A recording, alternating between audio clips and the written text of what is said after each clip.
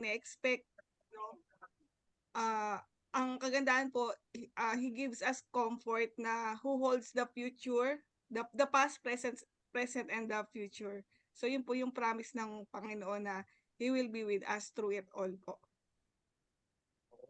Mayroon pang mention na title ng kanta, Through It All, sa Hillsong.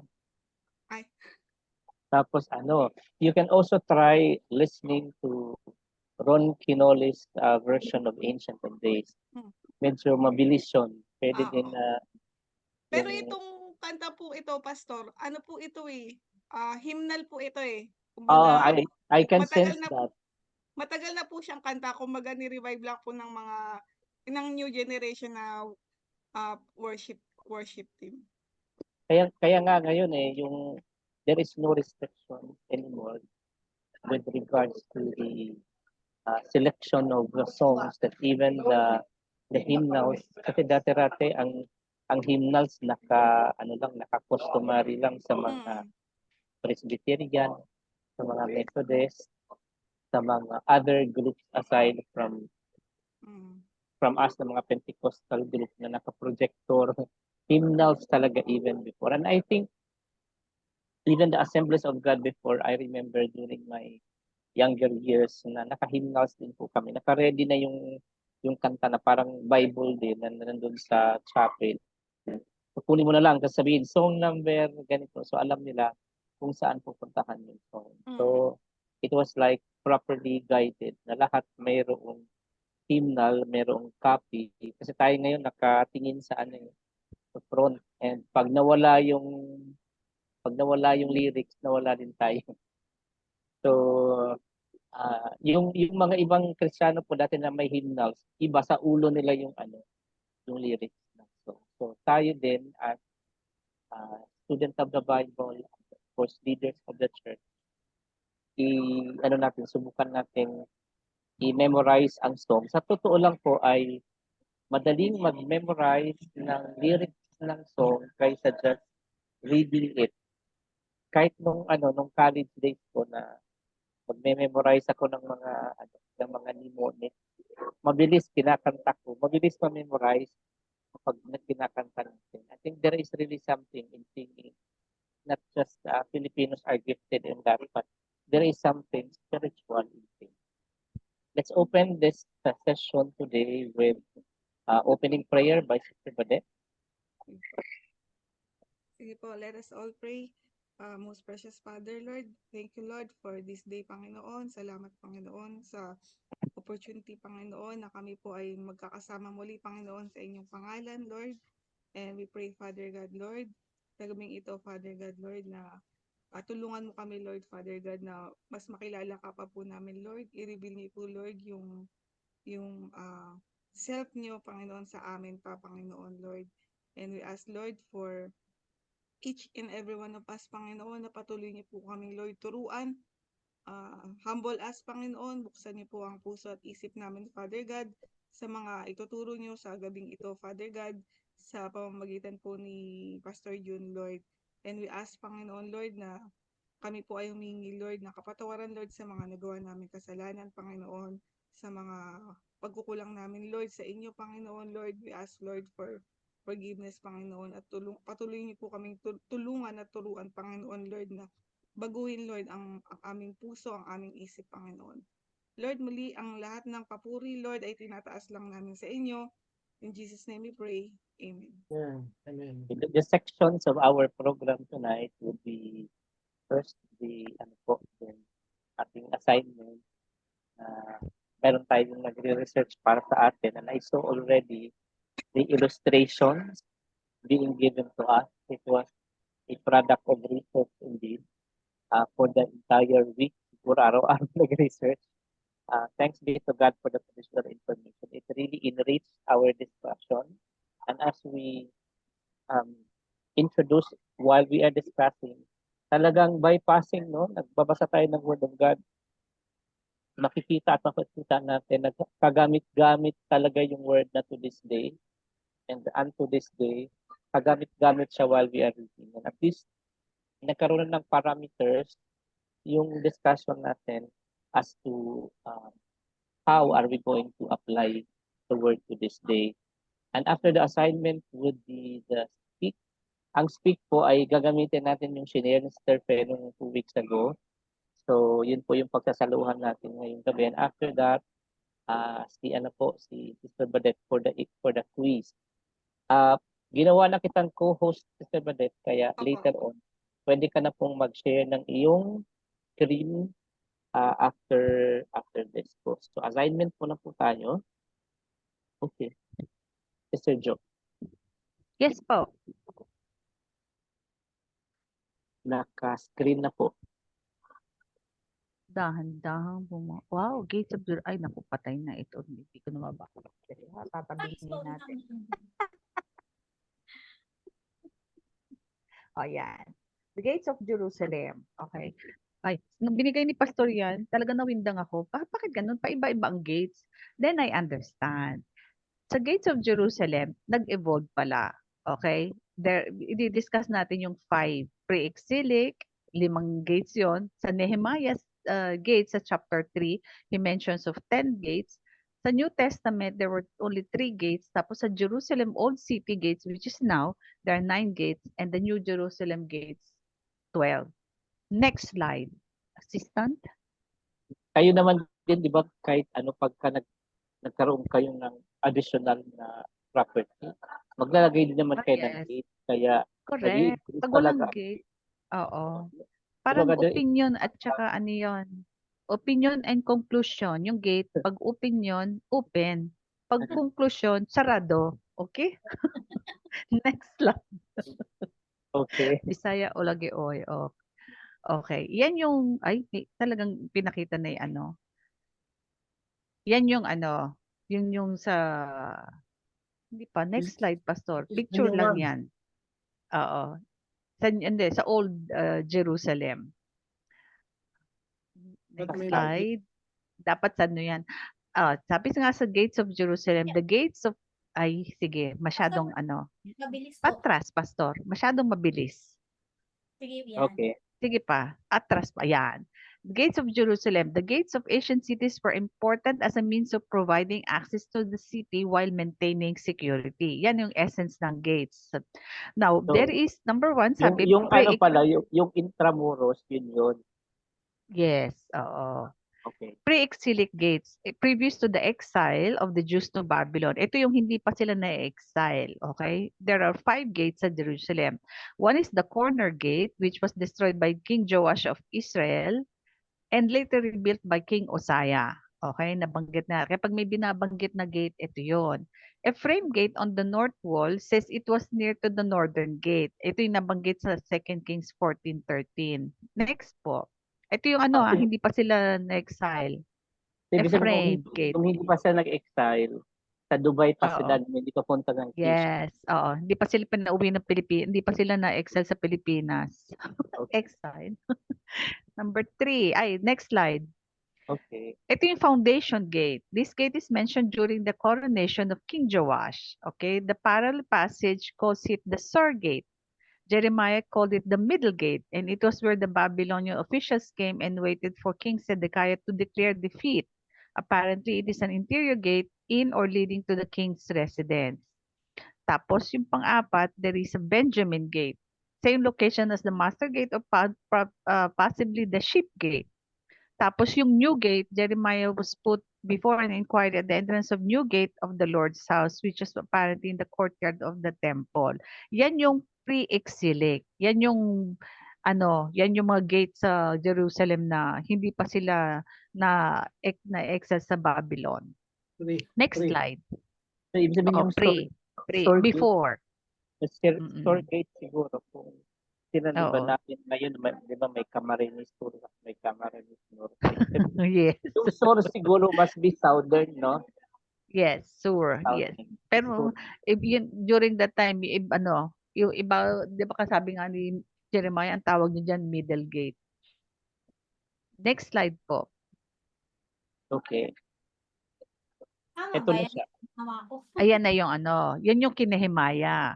Sa Nehemiah chapter 3, meron pa yung background. Meron yung background yan. Ito. Sa umpisa, Ayan, Ito, may background. ito. Para maintindihan na, yan. Yan yung Nehemiah's gates. Background.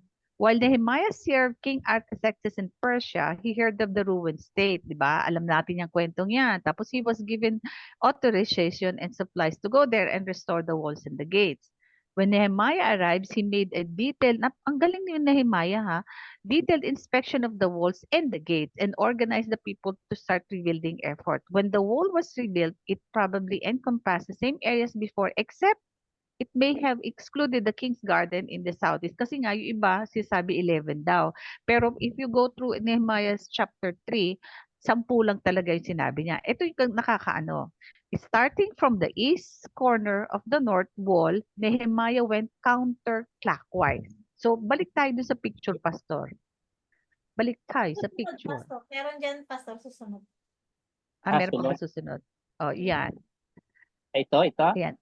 Ayan. Hindi, ako na yan, Pastor. Di ba sabi, counterclockwise.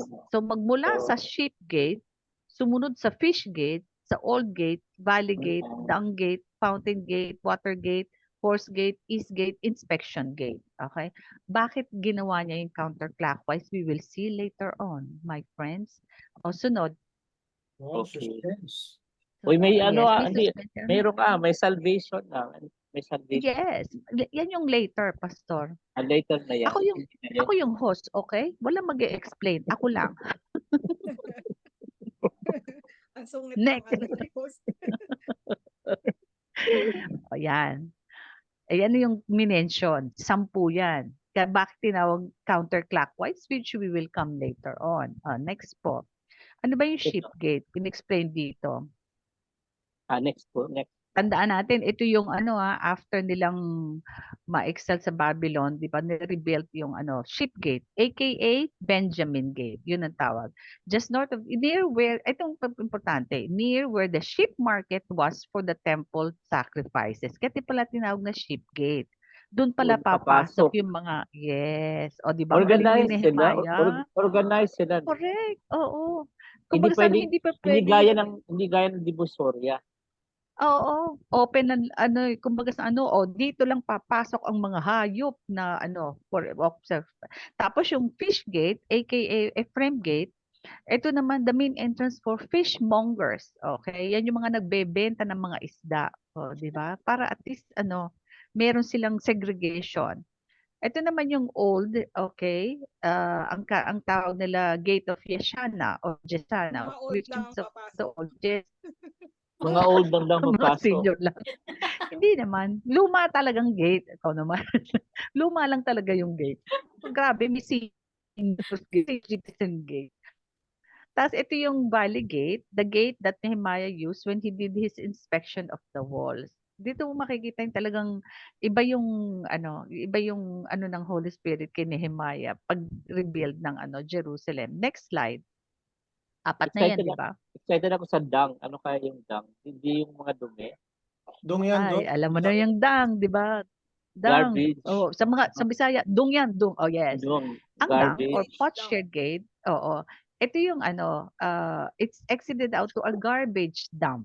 Okay? Sa Hinnom Valley where in the days of King Manasseh, child sacrifices took place. Ito yung binagit sa Second Chronicles. Tapos meron mang fountain gate, okay, that led to the pool of Shelah. Okay, may pool, kaya pala fountain gate to the King's Garden. Ay, malapit Tapos lang meron, sa dung. Ang oo, fountain. sa dang. Watergate, ito naman yung near the tunnel waterway, okay? Kumbaga sa yung talagang mga pintuan niya kaya pala ganun ang tawag because it leads to that near that area. Ito na. Okay, Ah. asan tayo? Ito na. Fountain Sunod. lang naman pala yung malapit sa dung. Sabihin, hindi man yung Oo, iinumin. Fountain lang Hindi, naman. panlinis. Yung Fountain lang water, yun. yung water connected man sa valley. Siguro Sa may tunnel. system. May cistern Yes. sa ilalim. Correct. Ayan no, tingnan mo, di ba? Tunneled waterway that was fed by a spring. Ito naman yung horse gate, okay? Just east of the royal palace and Temple Mount, near where the priests had their homes. Normally, di ba, yung mga horse is mentioned for parang protection, okay? Ito yung near where the priests had their homes. Kasi during that time, di ba, mas revered nila yung mga Levites priest nila. East Gate, ayan, parang sinabi niya lang na Golden Gate. That's north of the Horse Gate. Ang Master Gate or Inspection Gate between the East Gate and the North Gate where Jeremiah was imprisoned in stocks. Okay. Sampu na yan, Pastor, no? Sampu na. Okay, next slide. Oh, ito na yung bakit counterclockwise ang ginawa ni Nehemiah. Yan. Oo, yun Sheep na pala yun. Gate, salvation offered to the blood of Jesus. Di ba sheep? Siya yung offering. Yung fish gate, his love for mankind for his provision. Yung old gate, kanina sinabi ni Badet, ancient one. In the book of Daniel, sabi nga ganyan, the God the Father is called the ancient one. Jesus is the only mediator to the Father. Ang valley Na, gate, symbol po, tama din yung tama din yung kanta natin. correct, ancient. Valley gate symbolizes Jesus' humility in dying for mankind and the place where we meet Him, di ba? Kung ano yun, yung valley gate. Yung dung gate, kaya di ba yung mga dumi, Jesus is pruning our sin in our lives to sanctify us. Dung, ano yun? In other words, tae, di ba? Dumi. Okay? Fountain gate, Jesus Hindi yung offered din, eternal life. yung din, yung isda na danggit, siya, janitor's fish. Janitor's Oh, fish yes. siya. Tagalinis nga. Oo, yung mga Galinis dumi. siya. Oo. Tapos pagdating sa Watergate, Jesus offered purity and cleansing that the Holy Spirit reveals. Okay? Normally sa Bible kasi when you see the flowing water, it connotes about the Holy Spirit. Ang Horse Gate foreshadows soldiers, thus Jesus' protection to those who put their trust in Him. Tapos ang East Gate, maski ang mga Israelita, alam nila to na Jesus used to enter Jerusalem on a donkey. Yung sa Passover, di ba? Yung meron siyang yung kalaspas ba yun? Yeah. Symbolizes the hope that He offers when He was, di ba? Yun ang nila. Tapos, Ephraim Gate, ito yung nakakatakot. Ito yung tinawag na ng inspection gate, where non-believers and believers will be inspected to give an account of their lives. It foreshadows the judgment that Jesus took for all. We all know that the one who's going to judge us is Jesus Christ. So, ito yung inspection gate. So, ito yung correlation kung bakit sabi ko nga ang galing ni Nehemiah kung bakit counterclockwise. Pwede naman mag-umpisa doon sa ibaba, pero hindi. Inumpisan niya shift, tapos ang bagsak sa inspection gate. Okay, next slide. Tapos na tayo sa Nehemiah. Yan. Sa New Testament gates, at yun yung na-mention sa New Testament, there are only 3. Esin. Kasi, di ba, alam naman natin na sa dami ng kaaway ng Israelita, talagang nasisira ang gates and walls.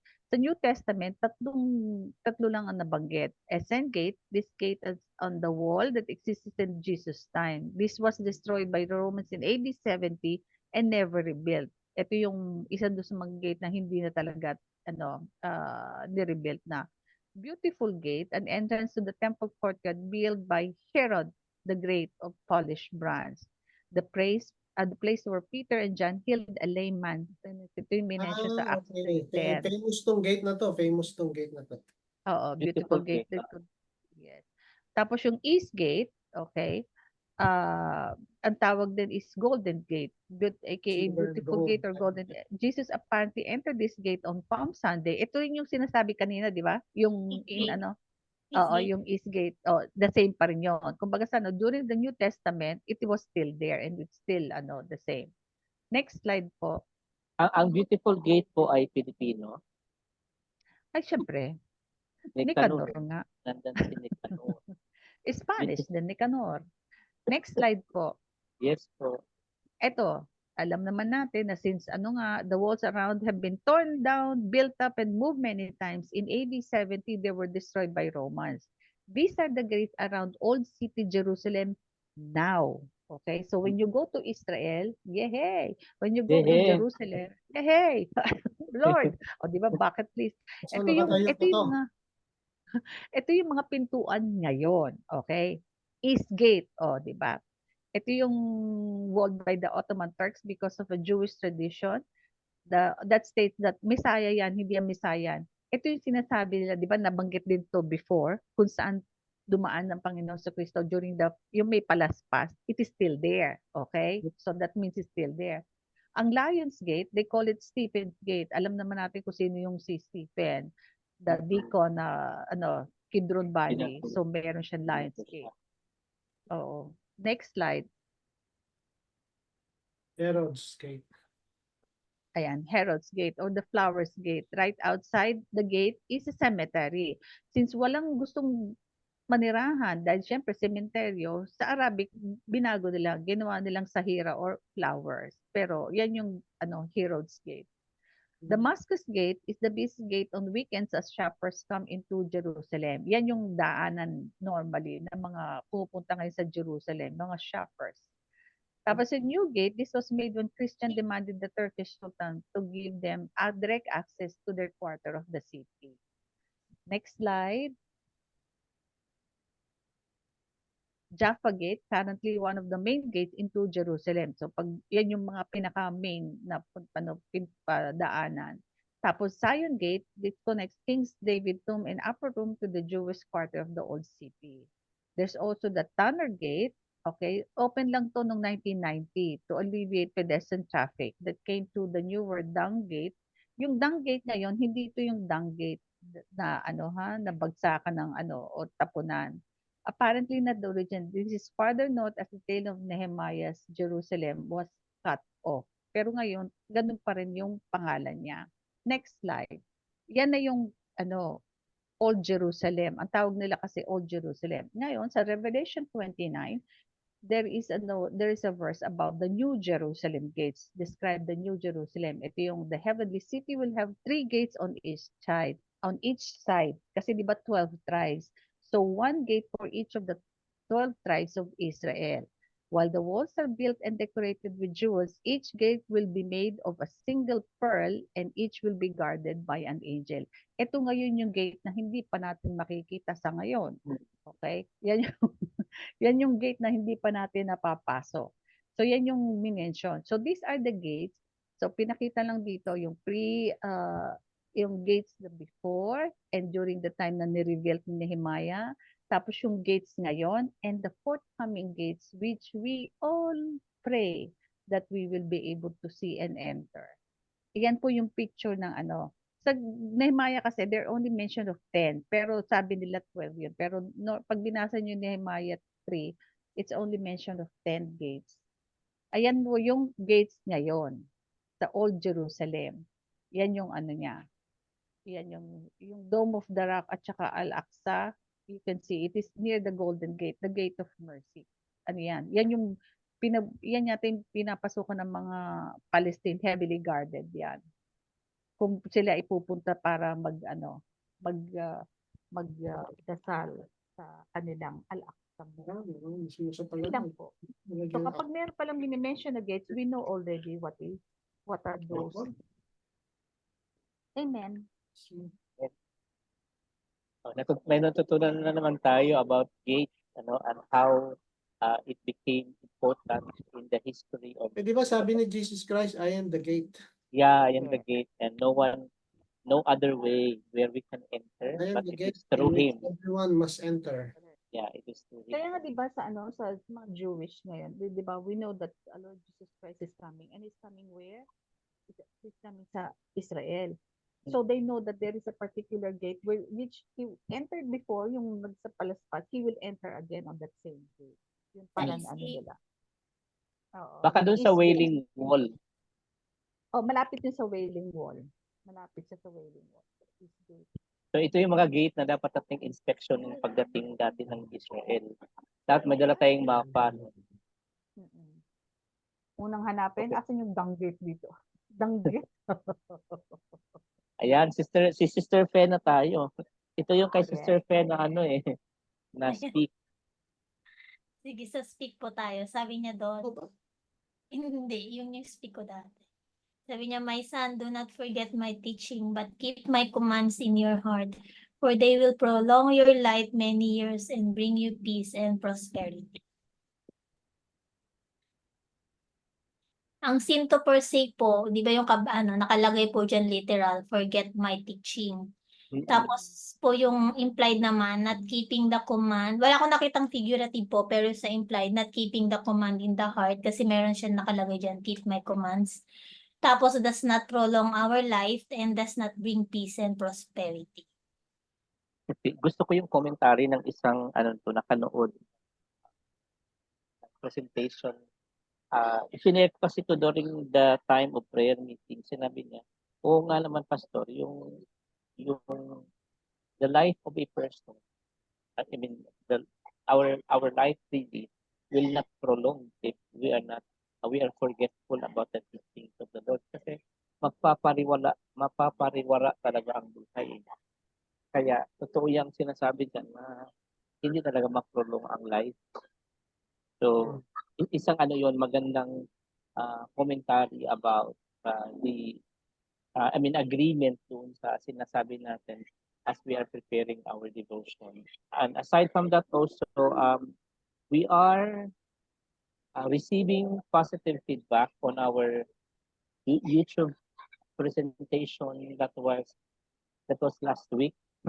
Very engaging daw po tayo sa ating mga discussion. So, meron pa daw tayong sharing ng mga political view. We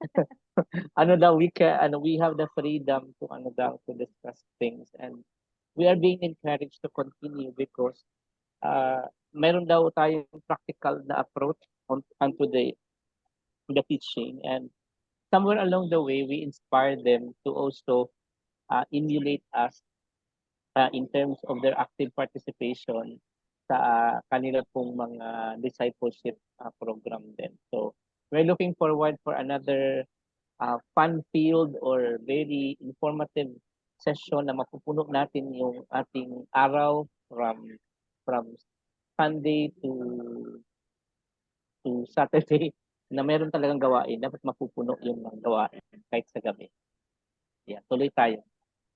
The promises to claim po, nakalagay po dyan na it will prolong our life to many years and it will bring us peace and prosperity, yung magagaling sa inner peace. Another commentary that captures our attention here, yung second statement na bring you peace and prosperity.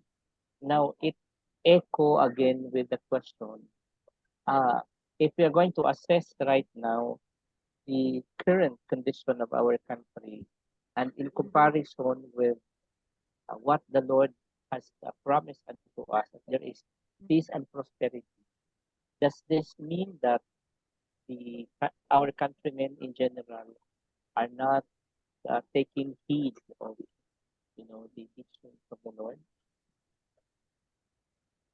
Any question, Pastor? I mean, with regards to the second statement na bring you peace and prosperity. Sige. Now, in application to this one, and in relation to our country right now, the situation of our country to which peace seems to be far and prosperity seems to be far reachable, does this mean that majority of the Filipino people or most of the Filipino people right now are being forgetful about the teachings of the Lord? Well, As a it could be, country, as a Pastor. country.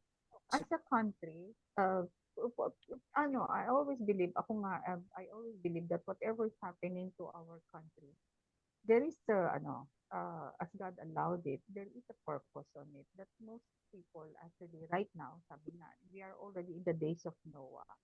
When, di ba? We have to admit that there are some commands of the law which is really trampled on right now. I can get yung divorce law, di ba? I'm always very proud that I'm always very proud of na Philippines and Vatican City are only the two places in the whole world that doesn't have divorce, and yet here we are.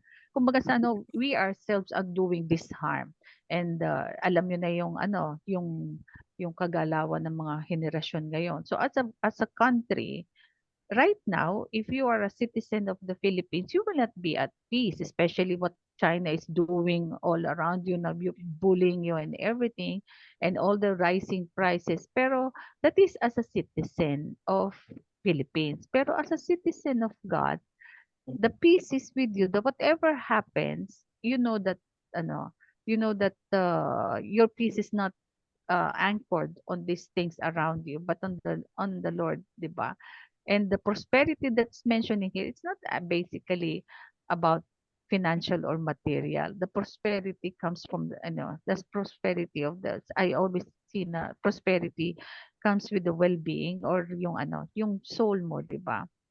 That is the prosperity for me. So right now, as a citizen of the Philippines, siyempre iba, there's talks na yun na nga, baka daw magkagera. So it's the same as that coming yung parang the wrath of God.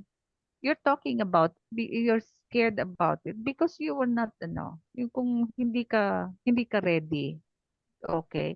Kaya nga dito, ako yung unang nakita ko kagad dito na word, sabi ko, my son. It speaks about a relation, di ba, Pastor?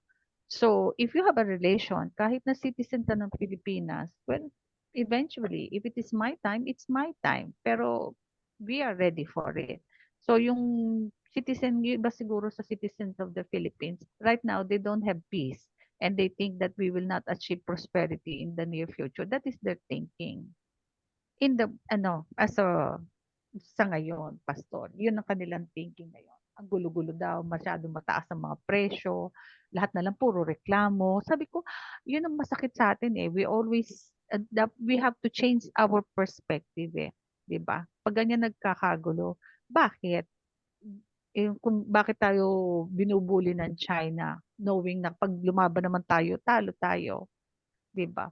Pero Okay. as a Christians, we have to change our perspective. Hindi tayo pa pwedeng dito tayo pa pwedeng matakot, 'di ba? There's always a reason. Sabi mo nga 'di ba last week, malay mo ang ni Lord, sige magtayo kayo diyan sa West Philippine Sea.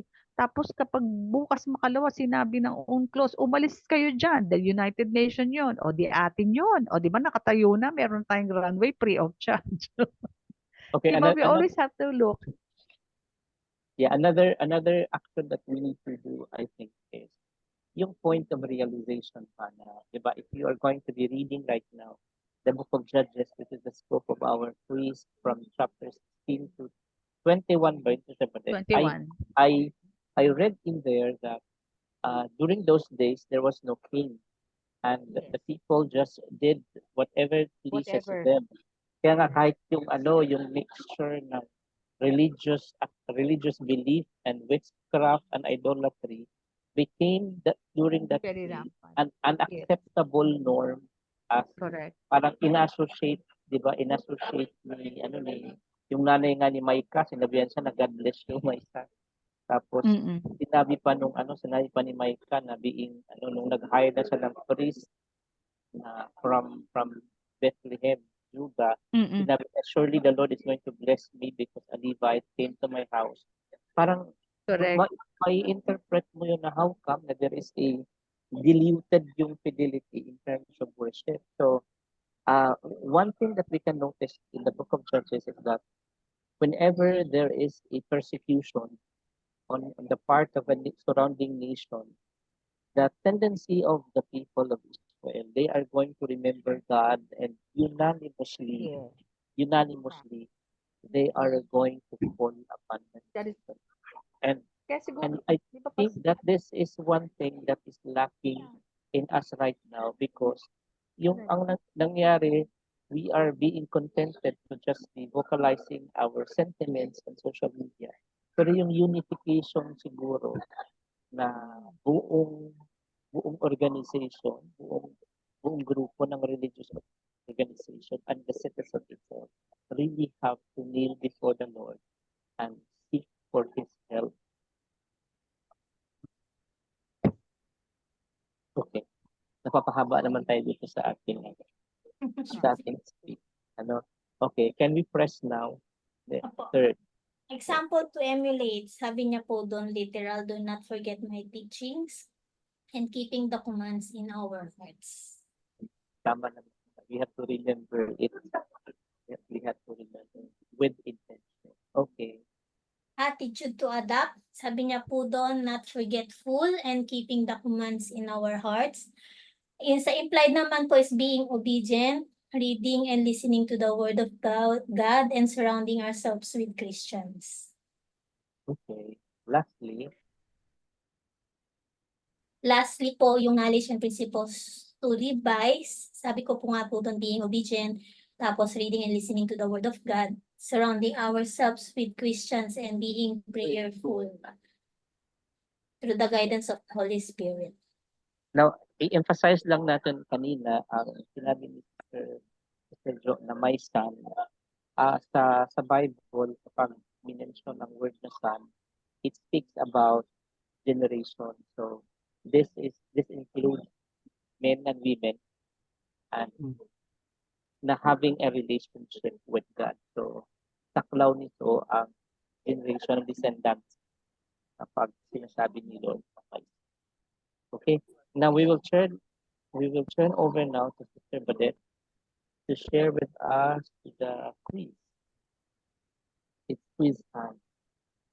Naka-share na ako, baka ano na po. Yeah. Yes po. Yes, ma'am.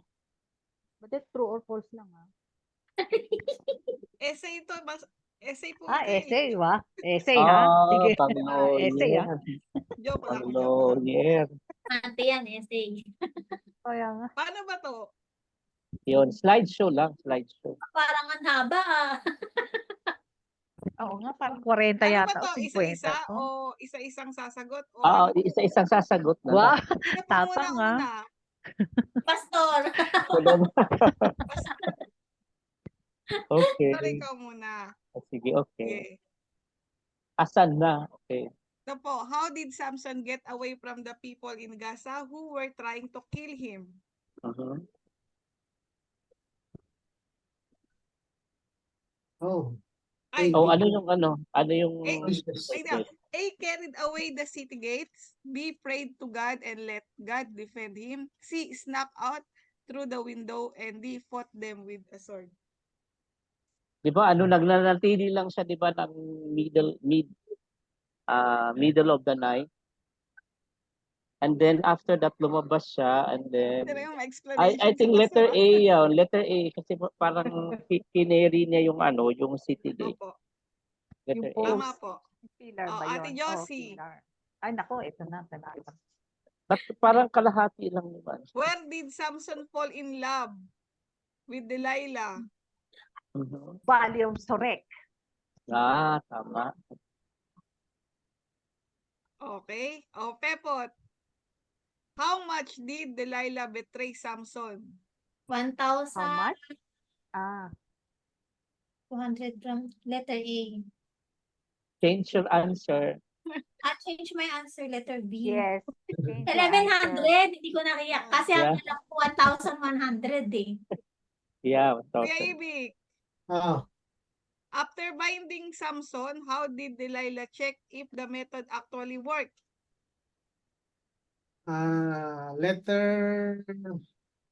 letter A. Ba't para sa ang ano pang Oo nga. Ha? Hindi yan Hanggang pare-parehas. Hindi, change your answer. hindi. Teka. Letter D. Ang gulo The ng ano, Philistines nakakalito are eh. upon you. Hindi, May, change your may answer trick, pa. may trick yan, kaya ganyan. Oh, so. No, parang change pa the answer. Subukan mo lahat. Tatama ka dyan. The After binding Philistines. Samson, how did Delilah check if the method? Tatlo lang ba choices? Daw siya. Tatlo po. Ay, apat po. Ato. A, B, C, D. Ano yung wala, di ko makita yung... C. She woke Samson saying, the Philistines are upon you. Din po yung D. Yung C, she woke Samson saying, the Philistines are upon them. Parang yung last yung sagot. Hindi nga. Di ba? Hindi. Sure? Oo, Ang tamang sagot po ay letter D. letter D. Okay, Yan yung Pastor. sinasabi ni Oo. Delilah. Ala ko pala, tulungan nyo rin ako pag hindi ko alam. Okay. Where was Mika from? Ito, madali lang kay Pastor yan. Letter A. Oo naman. Okay. Taga-bundok Ate- siya, taga-bundok. Ate Josie, how much? Ay, saglit lang, Silver. kaninong anak pala si Mika? Danites siya, di ba? Danites siya. Danites. Oo, pero di ba, kung titingnan mo, sino ba yung binigyan ng 11,000 na shekels of silver? Yung nanay niya. Ayun o. O, letter A. Letter A ang sagot. Ay, Meron nga dito 11 talents. Letter C, 11 talents of silver. Okay, O, Peps. sige na. Okay, letter Letter B. B, 1100. Letter B. 1,100. Okay, Peps. How did Mika install? Who did Micah Who install? did Mika install as his priest? hmm. Okay, his father, Saint Scribe. Hindi ko sure ang sagot.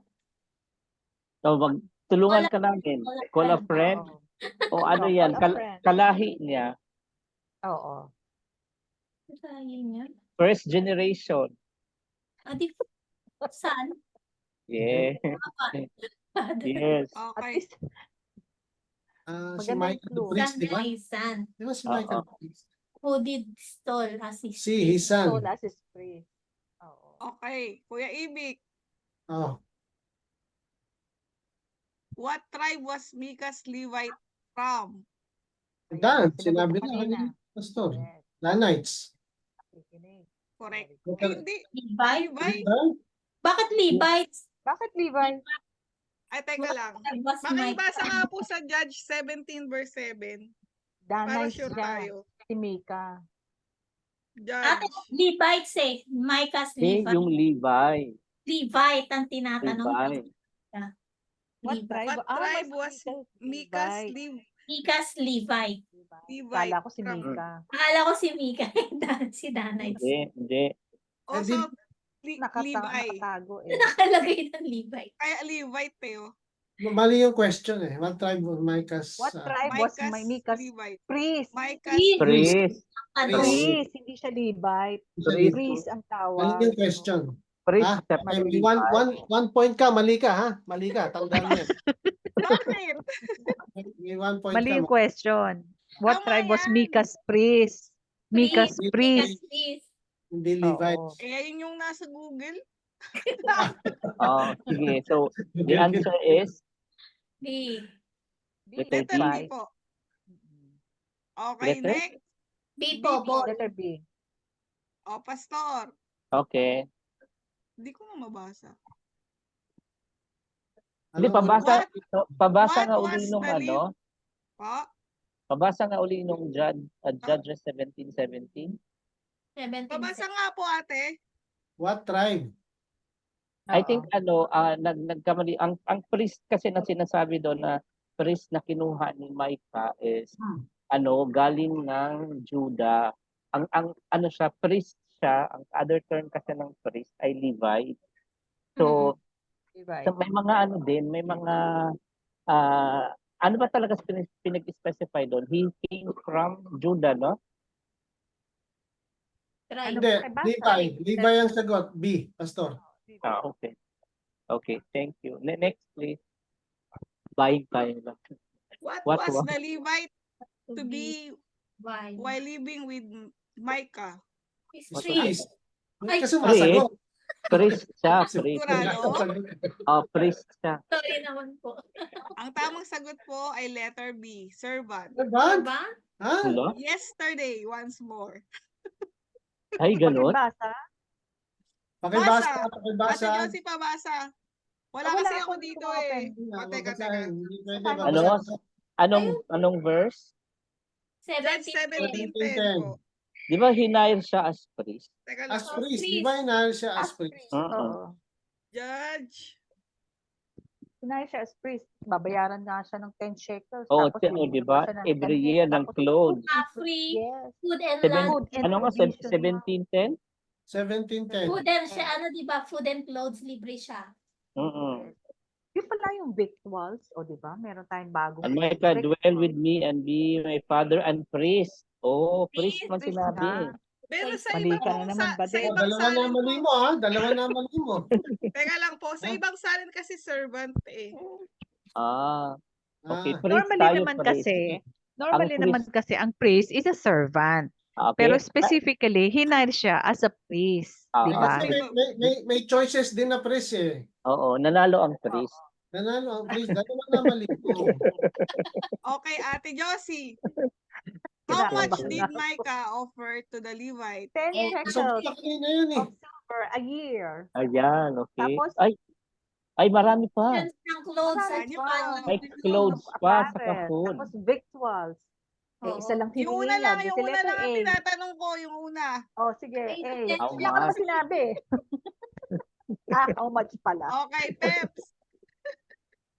Oo. Masyado kayo eh. Gusto namin kompleto. Eh, na kaya? Ay, naka-record pala to. Sorry po. Sige po. Okay. Where Basa. were the spies? Letter A. Basahin mo. Sora N. Where were the spies that the knights sent out to spy out to explore the Ito namang ground? nagpapat-exam na to. Kami nagbabasa yung mga host nagbabasa. Kasi hindi ko na nga mabasa eh. Letter A. Okay. Zora and Nestor. Okay. Kuya Very Ibig. good. Si Zora. Zora. Oh. What did the Levite Legally. explain to the Danite spies? How Micah had hired him as his priest, how he had left the home of the youth, how he built the idols for Micah, where the spies would find open land. A and C. Ano ba ang una? What did the Levite explain? Explain to the Danites. Night? Yung nanakawin na ba yung ano? Yung Ark. idol? A. Covenant. ang sagot. Aha. A po. Oo. Okay. Very good. Ako. Pastor. Yes. Very good. Ano? With, Kumaka very good. basa, Pastor. Yeah. Hindi ko mabasa ng buo. What Talaga itong nagbabatas na to. oh. did the Laish have a relationship with? Ano daw? With what others? Other city. With what Parang nga, other city did? ano nyo eh. Kaya dapat kayo nagbabasa eh. Hindi ko nababasa yung Para kayo buo. Kasi nag-exam. Oh. hindi kompleto yung ano, hindi kompleto yung Ako, basahin ko. monitor. With what other city did the people of Laish have a relationship? Tyre, Wala. Sidon, Gilead, Damascus. No, they don't have relationship with. Basa nga sa Pakibasa nga 18:7. 18:7. Wala silang relationship with. Ang sinabi doon, malayo nga sila sa Sidon. Naka-mention lang yung Sidon, but they don't have relationship with Sidon. With what other city? Eh baka naman hindi si Don, Pastor. Baka naman ibang city. Hindi, pakibasa 18:7, Peps. I think Sidon yung Babasahin mention na. doon. Yan. As far as I remember, it was Sidon.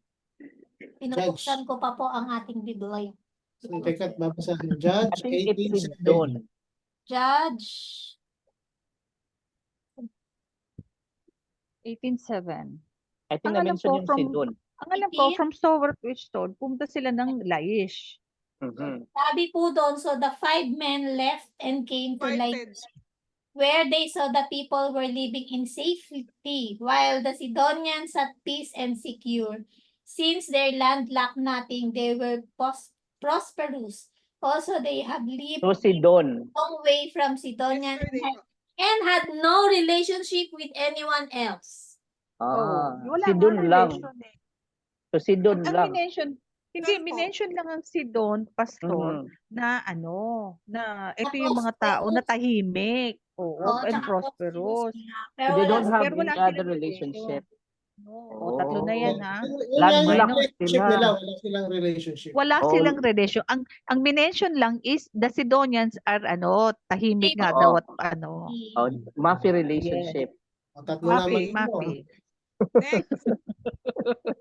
Ate Josie. Yes po. Ba't kasi hindi ko mabasa yung nasa taas? Hindi ko Yeah, kasi okay. mabasa yung nasa taas dahil may nakatakip Yung mga mute. stop 600. At tanggalin ko. Letter tanggalin. C. Letter C. From Danites, Yeah. from Tama. Sige 600. nga po, Pastor, patanggal nga po nung mga nasa taas po. Kasi masyado pong nasa taas yung mga Sige. yung una. Pwede po? Tanggalin ko ang Hindi ko kasi mabasa eh. Ikaw magtanggal sa Sa ulo ng Ikaw hindi magtanggal mabasa sa ng host. Tanggalin, Pastor, yan. yon ganyan. Patanggal mo kila Kendra. Ayan na. Okay. Next. Oh, ikaw na. Eh, wala pa question. Ba't ayaw naman mag-next? Ayun. Why did the Danites go to Micah's house? He invited, they need food and water. Mm. They went for food invited.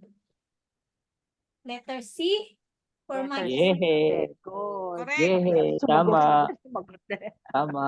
Okay. Kuya Yan yung mga Ibig, ninakaw. what did the Levite take from Bethlehem in Judah? Levites. What did the Levites Ah, okay. take from Bethlehem in Judah?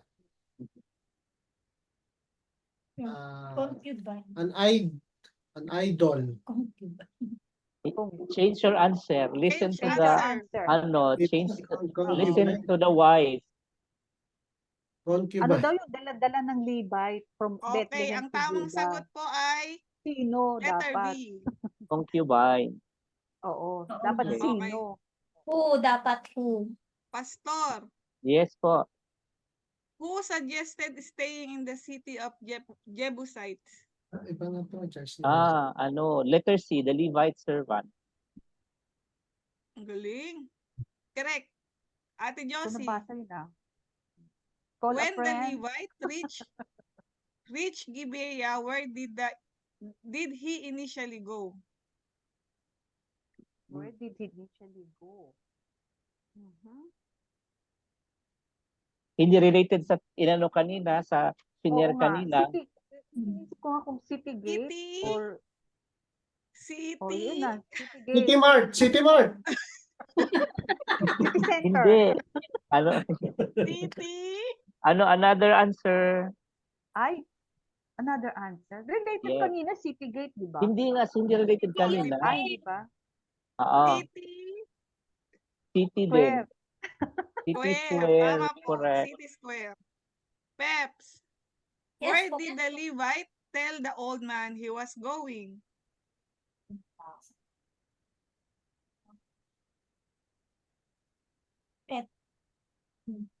Hindi ko alam. Next. Sige pa. Sige. Ano yung sagot? Anong sagot sinagot, Mr. Fe? Kaya naman, i-frame eh. Letter B po. Sagot niya. Saan? Anong sinagot? Letter B po ang sagot ni Peps. Parang hindi. May specific, may specific. How the Lord. Yeah, Yesterday. parang yan yun. Mahaba yan. Mahabang sagot. Yes. Kuya Ibig, Ah, how many soldiers were mustered to Mizpah to discuss the awful situation with the Levites' concubine? 40,000. Sige pa. Kuha ka pa. 400. Kuha ka pa. Yeah. Yes. Yesterday. Yesterday once more. Okay. Pastor, Mm-mm. when all Israel was gathered to Mizpah, who addressed them?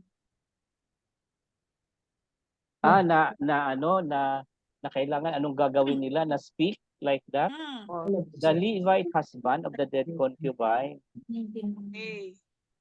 Ate Josie, how would the Israelites decide in what order they should go up against Gibeah? Bato-bato pick.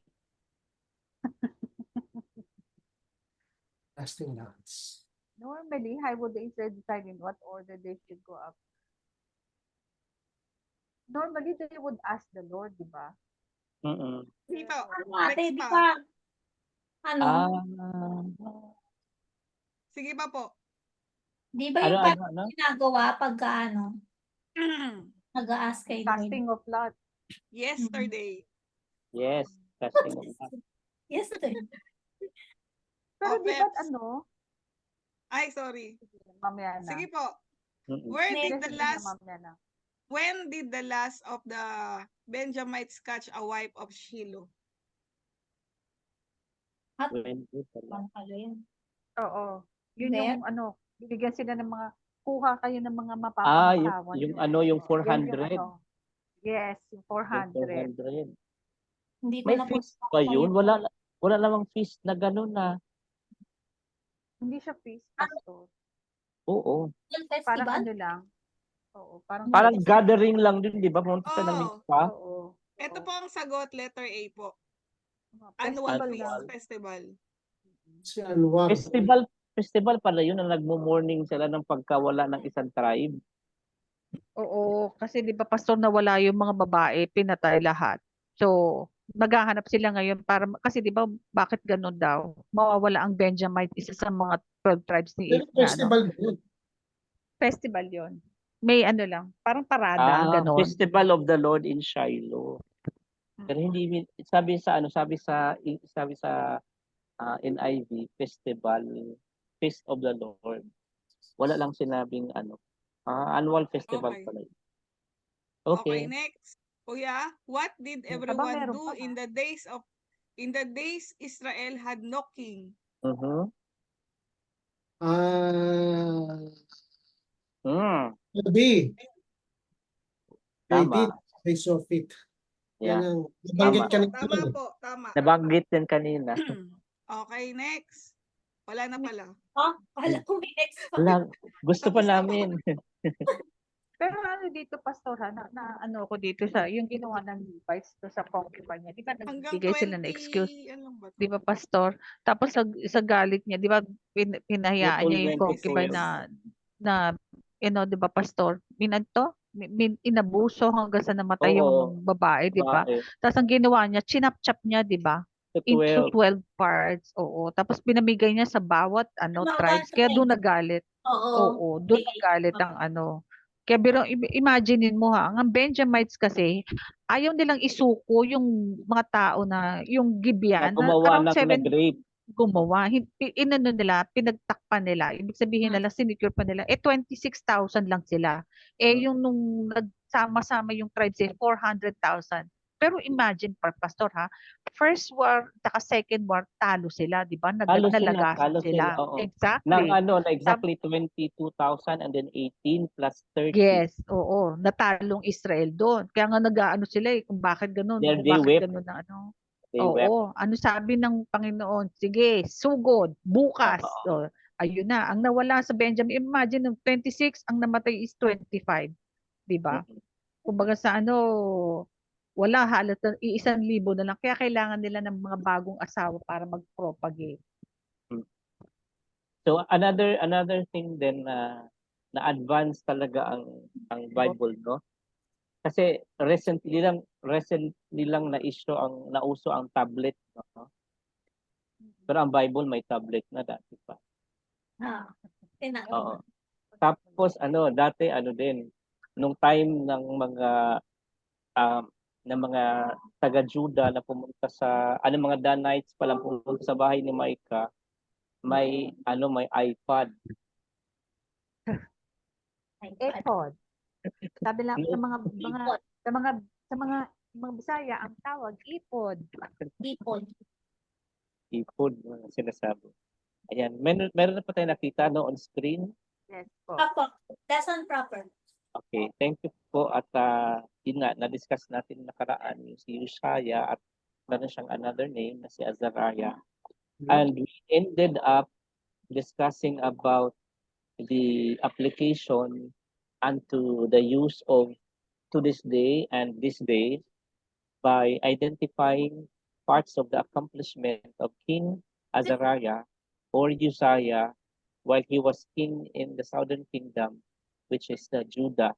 And na-mention po yung tatlong places, yung yung city of Gath, which is near na ngayon sa Tel Erani in Israel, and then yung city of Habne, na currently it became Yavne, and then city of Ashdod remained to be the same.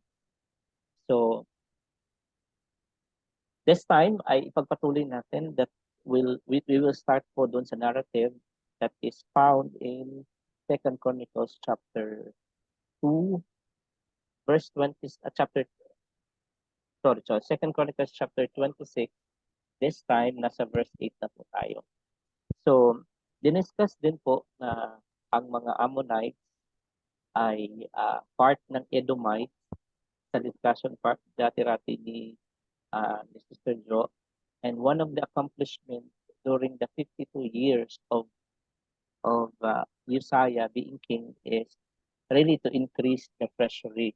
And that is why the Ammonites brought tribute to Uzziah.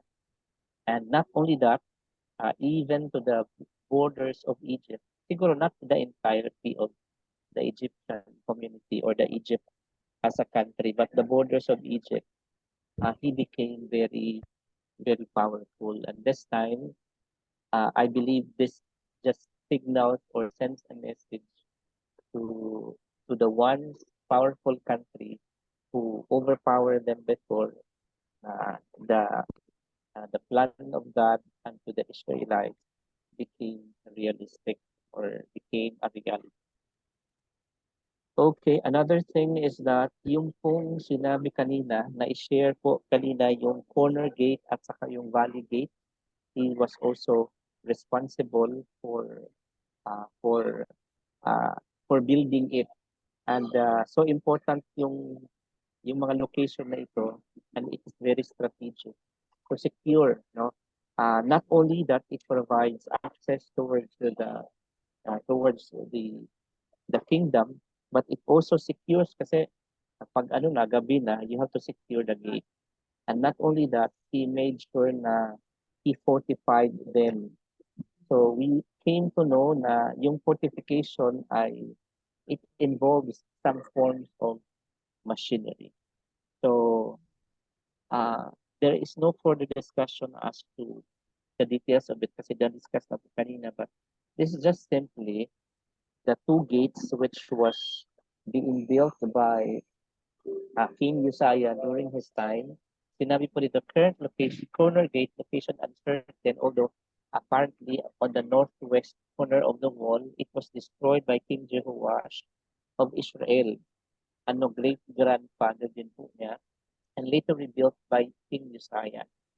And the corner gate, according to Jeremiah chapter 31, verse 38, will be rebuilt, and Zechariah mentions in Zechariah 14:10, it during a prophecy about the day of the Lord. So may futuristic din siya na implication to us believers today. Ang Valley Gate naman, it is the west central south of the present wall of Old City. The gate that Nehemiah used when he did his inspection of the walls. Mababasa natin yan sa Nehemiah chapter 2, verses 13 and 15. Na-discuss na rin po yan kanina. So, let's see another narrative here. He also built during his 52 years of being king in the wilderness. Mayroon silang tinatawag na water system kasi even during the ancient times, talagang mahaba din ang drought.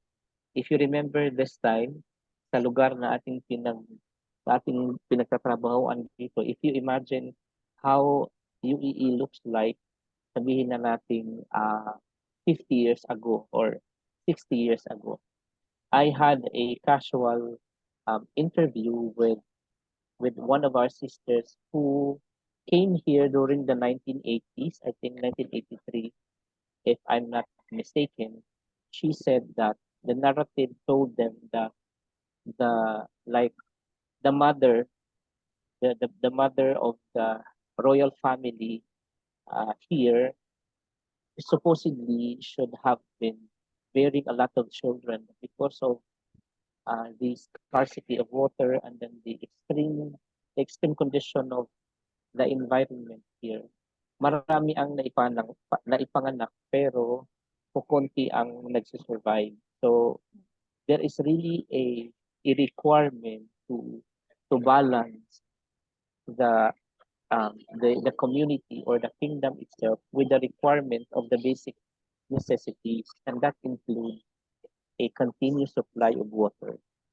In fact, even to this day, they have dug a cistern which dates back during the time of Uzziah, because historically he also built towers in the wilderness and dug many cisterns into it because he had much livestock in the foothills and in the plain. So to really to really ensure the continuous supply of the food, livestock food and meat. Kaya meron talagang water system. He had people working in his fields and vineyards in the hills and in the fertile land, for he loved the soil. Ano siya, agriculturist pala talaga si Josiah. Now, taking back during the, like, shall we say, 40 years, like here in the UAE. Kasi dito, ano sila, parang some are really hesitant to really involve in planting. Now, to encourage planting and to encourage locals or even expats before to involve in agricultural production is that the government did some kind of program na parang ano sila, bibilhin nila na mataas na presyo yung produce from the soil na gawa ng produce ng UAE, and then meron silang subsidy na gagawin, and then ibibenta nila doon sa public market ng mura. May subsidy ang government to encourage the people to involve in agriculture, because even this land, as per my experience, ang kailangan lang talaga dito pala is talagang ano lang, kasi ang soil very loose na siya eh. So, kailangan mo lang talaga ng organic na pataba at saka tubig na continuous supply. Na even if it's very hot, for as long as there is a continuous supply of water, plants will thrive. No? Especially kapag mamili din po tayo kung ang tanim talaga na magta-thrive na kung may continuous supply lang talaga ng tubig, pag summer na, yung kamuti top, magsa-survive yan. Tuloy-tuloy ang pag-survive. Ang kalabasa, you will be able to make sure na mag-grow siya.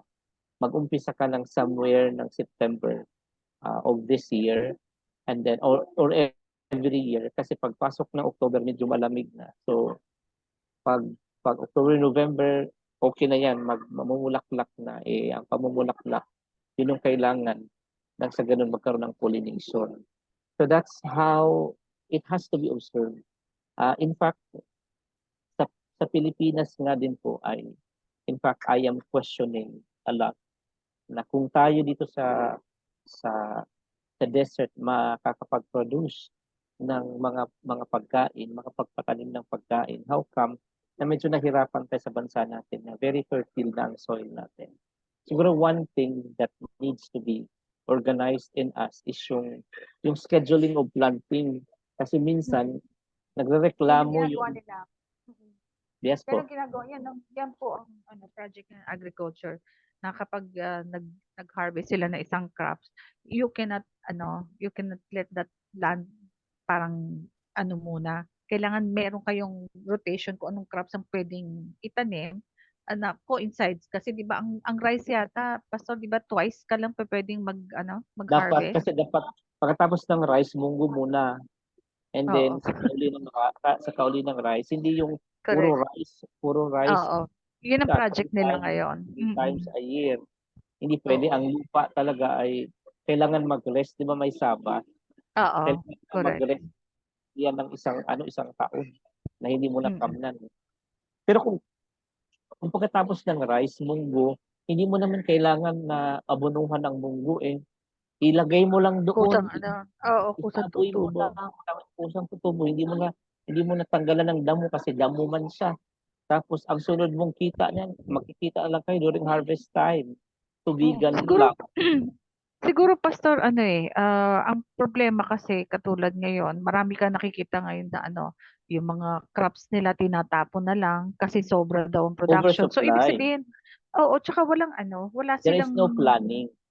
walang planning talaga. Dapat 'di ba supply and demand. So ibig mo kung ano yung crops na talagang yun ang dapat yung minsan tinatapon na lang nila yung kamatis, yung mga what do you call this, mga lettuce, mga Mga sayang eh. repolyo, Oo. talong, tinatapon na lang Oo. kasi Wala oversupply. silang planning Ibig kung sabihin, tsaka hindi it nila alam. doesn't, hindi nangangahulugan that our land could not produce. It can produce, Yan, it oo. can produce crops. Pero yung ano din, yung succession, yung planning has to be Planning ang involved. wala. Kasalanan ito ni King Uzziah, na-involve yung Oo. natin, napunta tayo sa Philippines. Now, going back, so important po ang reservoir kasi this will ensure continuous supply of water doon sa entire kingdom, and then the surrounding kingdom also, as he built towers. So important itong mga towers na to because he will Correct. deploy people as watchmen, so that whenever there is a upcoming war, there is a a sound that will be alarmed unto the whole kingdom to make them ready. Okay? So ang reservoir po ay that is for storing water. And this time around, Uzziah had a well-trained army ready to go out by divisions according to their numbers, as mastered by Giel, the secretary, and Maaste, the officer, o under the direction of Hananiah, one of the royal officials.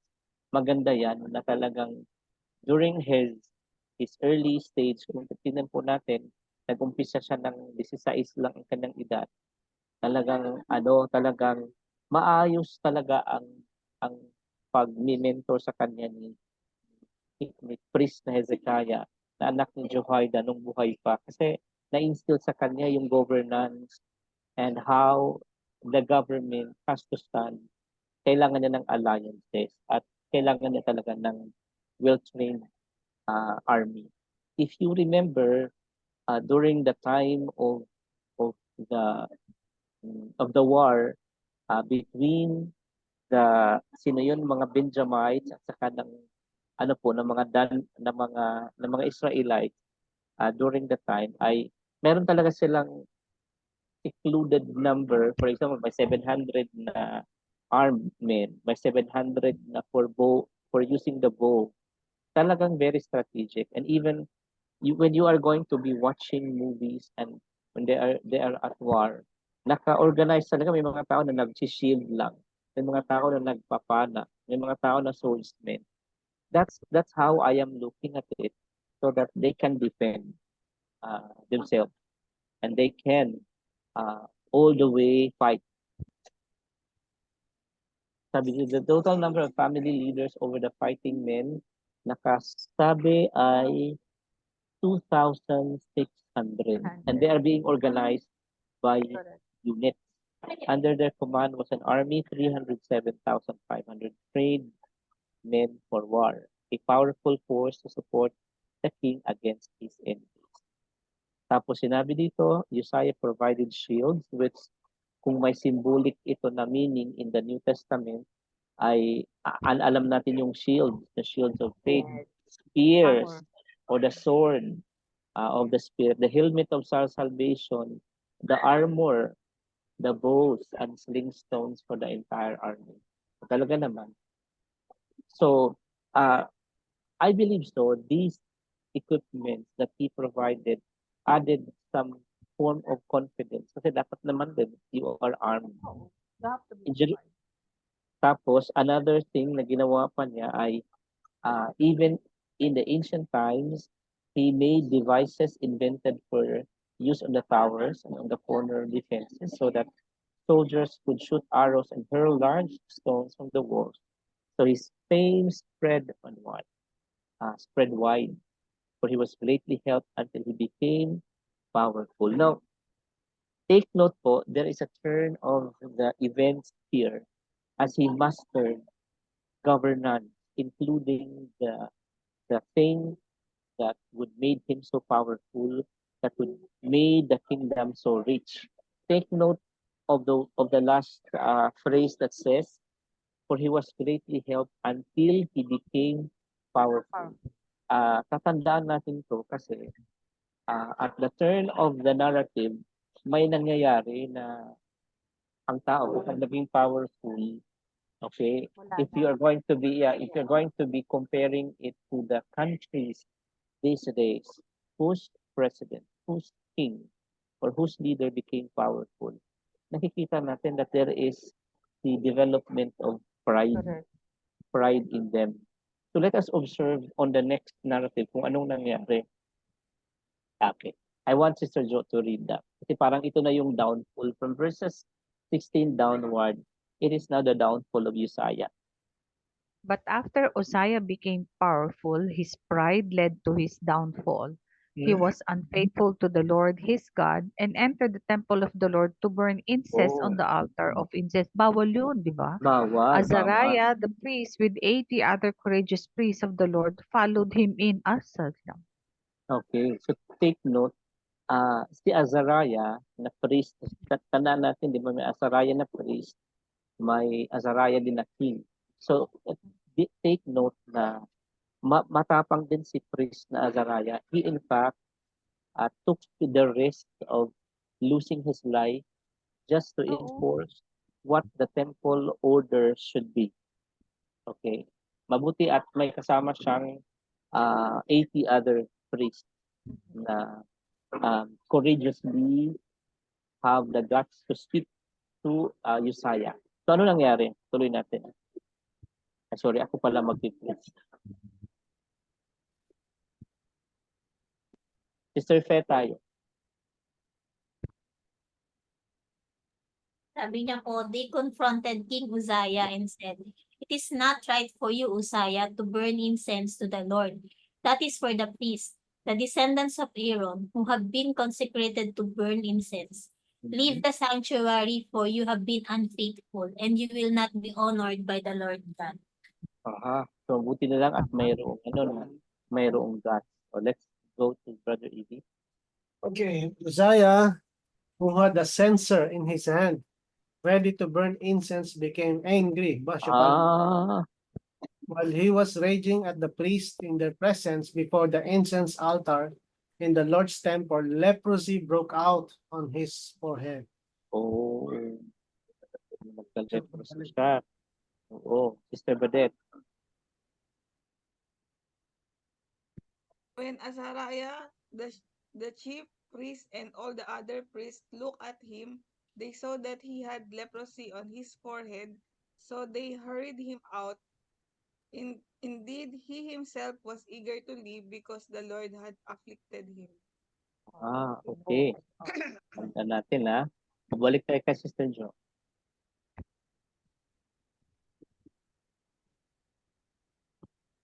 Bagay pa, Pastor, di pa na-open. Dito King na open. Uzziah, yan. King Uzziah had leprosy until the day he died. He lived in a separate house, leprous, and banned from the temple of the Lord.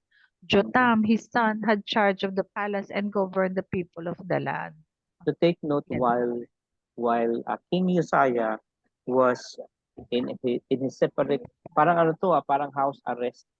Nandun Correct. siya sa kanyang cabin, separate from the people.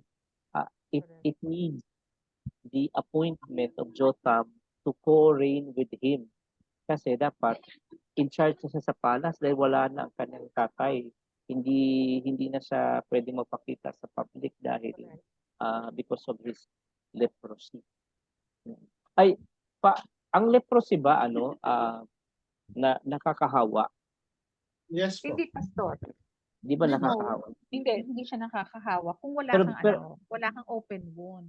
Kasi Aha. it's parang ano yun, pag may Pero di open ba wound, ang leprosy itself is an open wound? no, ang leprosy kasi kinakain yung laman mo. Yung Exactly. nauupo Kaya siya. nagkakaroon ng open wound. Kasi kami nung nasa college ako, nagpunta kami sa sa Tala, Okay, leprosarium. let's give i-research nga yan next Sister Jo. O i-present yan kasi nagiging interesting na discussion yan kasi medically tayo din as Kaya nga ina-isolate kasi nakakahawa. oo, medically Pag kailangan pala. din Pero may na siya. we have to be aware. We have to be aware also. For example na lang, this time around that there is like right now sumisipa uli ang COVID Yes po. Oo, So yung sa church natin, yung prayer na 1:1, yung face to face, sometimes this time around naman, kung hindi naman siya offensive, hindi mo na gagawin kasi we know for a fact na ano pa ang COVID. So ano din, we have to take care also. So mayroon din tayong cautiousness in terms of some medical practices. Ito So naman. mayroon po, mataas ang ngayon cases, kaya we also have to be very careful. Yung mga reported cases, yung mga na vaccinate na naka yata sila, nakapag-apat na COVID. So you have to be very careful also. So parang suki ka ng assignment, Sister Joanne. No problem, Pastor. May natututunan ako. Amen. So, praise God. So magko-co-rain siya. Sister, tayo? Sister Fe.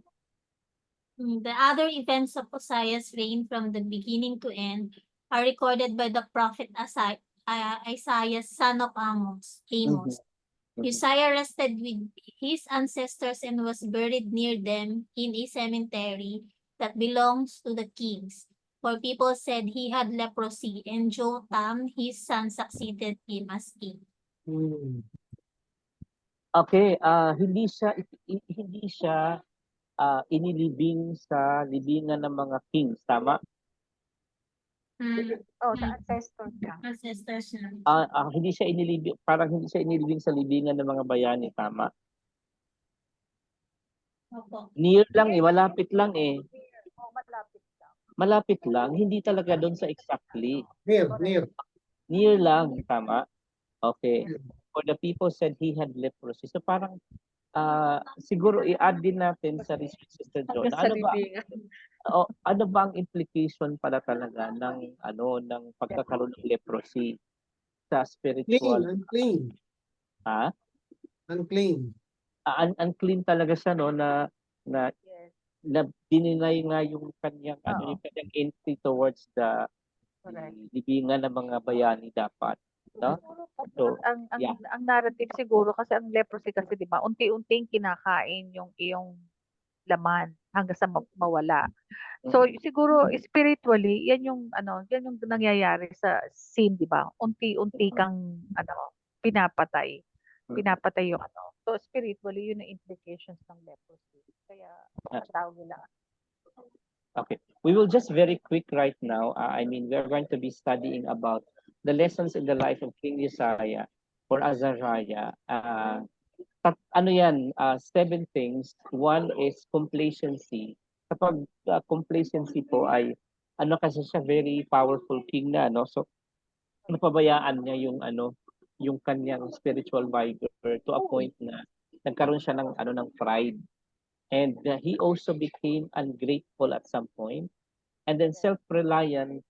Ang self-reliant kailangan at some point, pero the very fact na ang pang-araw-araw natin na buhay is like a victory in the making, and it's a conquest as always, speaks of our reliance to God. Yung parang lang, kagaya ng pagkagising natin sa umagang ito, sa araw na ito, is a great blessing from God. So kapag sumagi sa isipan natin na nakalimutan natin na magpasalamat sa Lord, nakalimutan natin na magdepende. I think at some point nagte-testify po yung asawa ni Pastor Peter Tanchi na kinausap siya ni Lord na when she became the wife of Pastor Peter, parang naging confident na siya about finances, na hindi na siya humihingi masyado kay Lord in terms of finances. And then na-relate yata niya sa story na nawalan yata siya ng card talaga. I mean, nawala siya ng card, and then mag-check-in siya ng hotel. So, nag-pray talaga siya. Naalala na mag-pray about finances. And then being covetous, spiritual blindness, judgment, and public shame and humiliation ang nangyari sa kanya. So, mabilisan lang tayo. Punta tayo kay Sister Badet.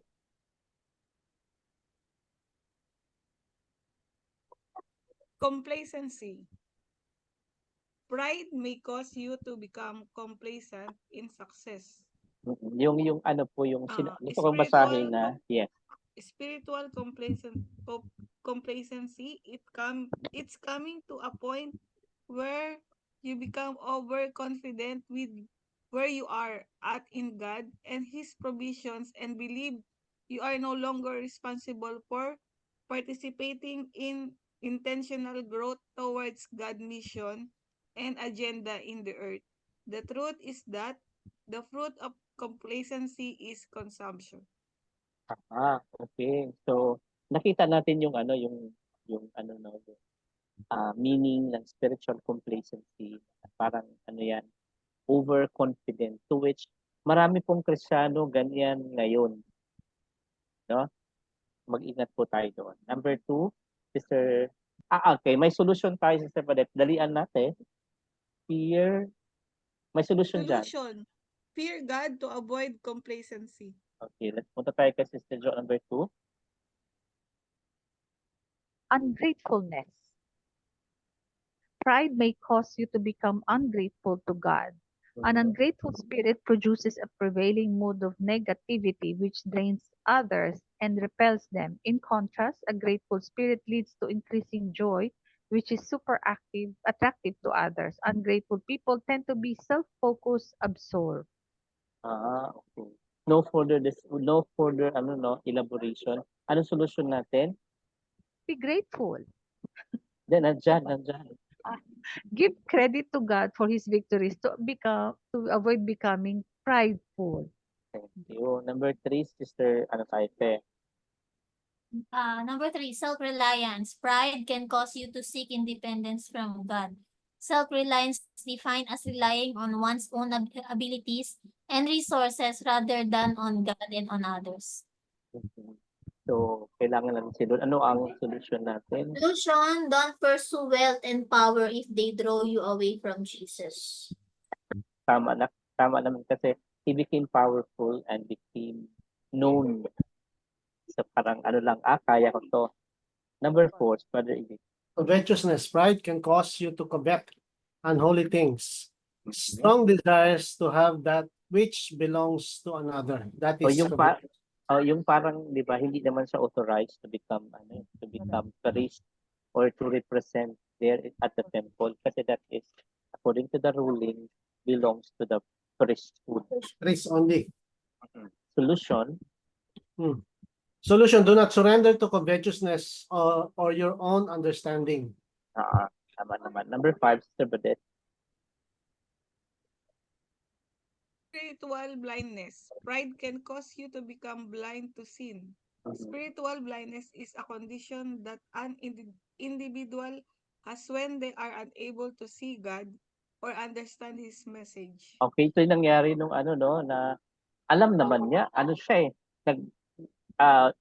meron siyang tutor, meron siyang mentor na priest at alam niya na ang responsibility na yun pang priest talaga. Pero bina-violate niya because of his spiritual blindness. Anong solution natin? Solution, do not conform to this world. Okay, kasi conformity to this world will really give us misdirection. Number 6 tayo, Sister Jo. Judgment. Unrepentant pride can lead to God's judgment. Aray ko. Unrepentant pride, the kind of pride that stems from self-righteousness or conceit. Okay. Ito yung nangyari kay Uzziah, nagkaroon siya ng leprosy kasi nagalit siya Hindi siya nag-repent. Kaya, ang solution, Yun ang tatanong ko, Pastor Yeah. Di ba? If he had, yan nga, when God has revealed your sins, repent. Yun yung kulang sa kanya. Humble yourself so that you will accept correction. Yung ginawa, alam niya na na pinarusahan siya. He should have repented. Pero because of his pride, wala. Yeah. Blinded Oh. talaga. Okay, lastly tayo, Sister Fe. Number 7, social shame. Unrepentant pride can lead to social humiliation. So, social shame is considered objective in the sense that it may be more public than personal. Such shame reflects the assessment of someone other than the person being judged. In other words, an individual's sense of self-worth is not the reason society views the person as being deficient or lacking worth. An individual has shame according to the measure of the surrounding group or culture. Okay, one of the things that might worsen a situation is that because of the situation, parang ang nangyayari tuloy, yung decision of the royal family naka-base doon sa social shame o sa dictation ng commentary ng lahat ng tao dahil di ba supposedly ilibing siya doon sa libingan ng mga kings kasi hari siya eh. But because of what the people was actually saying, ay hindi siya nailibing doon. So, ano mangyayari? If we really fail to adhere to God's teachings, makakalimutan natin yung kanyang itinuro sa atin. Mangyayari sa atin ang mga bagay dito. Kung we became unrepentant because of our pride, mangyayari sa atin ang mga bagay na ito. Magkakaroon talaga ng social shame. And for believers like us and for the student of the Bible like us, we don't want this to happen unto our lives. Kaya nga tayo nag-aaral ngayon. So ano ang solusyon natin? Solution, repent of your sins and change your ways. Okay? So just as simple as that. So yun po yung seven lessons that we are learning from the life of Uzziah. Maiksi lang ang kanyang narrative sa 2 Chronicles chapter 26 verses 1 to 23, but it took us 2 sessions to discuss about it. And yung pacing natin talagang medyo humihina tayo, but along the way, there are other revelations that God is giving unto us. So, yung pacing natin tuloy-tuloy lang din. Amen. So, I'm learning something doon sa research pa lang kanina, and I know sa next week about leprosy, matututunan na naman tayo. And yan, okay po. So closing prayer na tayo unless you wanted to say something.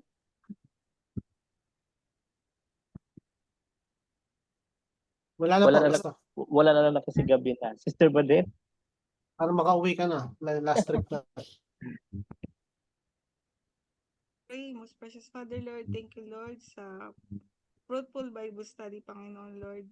Sa gaming ito, Panginoon, maraming salamat, Lord, sa mga natutunan namin, Father God, Lord. We pray, Father God, Lord, na magamit namin ito, Father God, Lord, sa pang-araw-araw naming gawain, Panginoon. At mag-glorify ka namin, Father God. Lord, we pray, Panginoon, na ingatan mo kami sa aming pagtulog, sa pag-uwi po nila, Pastor. Ganun din po kay Ate Josie sa Pilipinas.